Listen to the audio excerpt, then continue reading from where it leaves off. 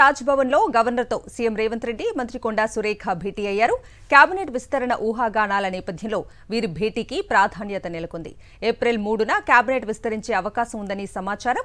రాజ్భవన్లో గవర్నర్ను కలిసి మంత్రి కొండా సురేఖ వెళ్లిపోయారు. ఇక ఇదే అంశానికి సంబంధించి మరిన్ని అప్డేట్స్ అందించడానికి రాజ్భవన్ నుంచి మా ప్రతినిధి రాకేష్ లైవ్ లో జాయిన్ అవుతున్నారు. రాకేష్, రాజ్భవన్ లో గవర్నర్ తో సీఎం రేవంత్ రెడ్డి గంటకు పైగా భేటీ కొనసాగుతా ఉంది. ఈ భేటీలో మొదట మంత్రి కొండా సురేఖ పాల్గొన్నప్పటికీ ఆమె ఉగాది శుభాకాంక్షలు గవర్నర్కి తెలిపి వెళ్ళిపోయింది.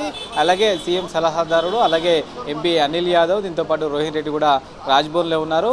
మొదట కోసేపు రాష్ట్ర వ్యవహారాలకు సంబంధించి గవర్నర్తో సీఎం మాట్లాడిన సందర్భంలో నేతలందరూ ఉన్నప్పటికీ ఆ తర్వాత కేవలం గవర్నరు అలాగే సీఎం ఇద్దరు మాత్రమే సంబంధించి సమావేశం కొనసాగిస్తున్నట్టుగా తెలుస్తూ ఉంది.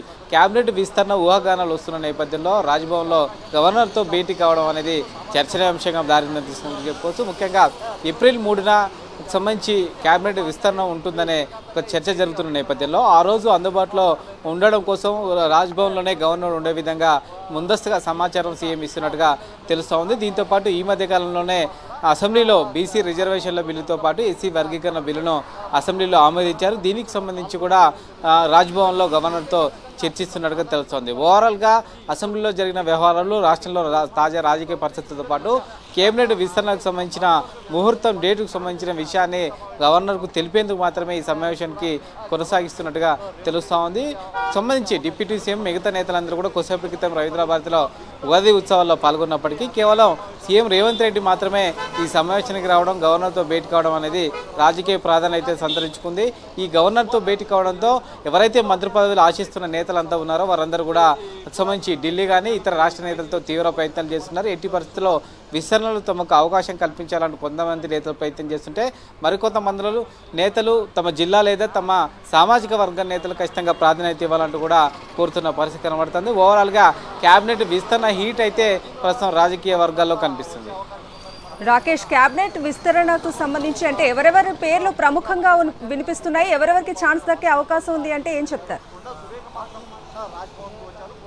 ఎస్, మొత్తం 6 మంత్రి పదవులు ప్రస్తుతం ఖాళీగా ఉన్నాయి. దీనికి సంబంధించి సామాజిక సమ్మేళనాలను ఏసీసీ రాష్ట్ర నేతలు పరిశీలిస్తున్నారు. ముఖ్యంగా ఉమ్మడి మహబూబ్ నగర్ జిల్లా నుంచి చూస్తే గతంలో పార్లమెంట్ ఎన్నికల సమయం సందర్భంలో ముద్రాజీ సామాజిక వర్గాన్ని క్యాబినెట్లోకి తీసుకుంటామంటూ కూడా సీఎం రేవంత్ రెడ్డి హామీ ఇచ్చిన నేపథ్యంలో మక్తల్ ఎమ్మెల్యే వాకిటి శ్రీహరి పేరు ప్రధానంగా వినిపిస్తూ ఉంది.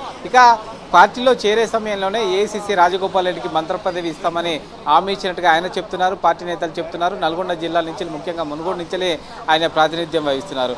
ఇక అదే జిల్లా నుంచి రెండోసారి ఎమ్మెల్యే అయిన బాలునాయక్ కూడా ఖచ్చితంగా తనకు మంత్రి పదవి వస్తుందని చెప్తున్నారు.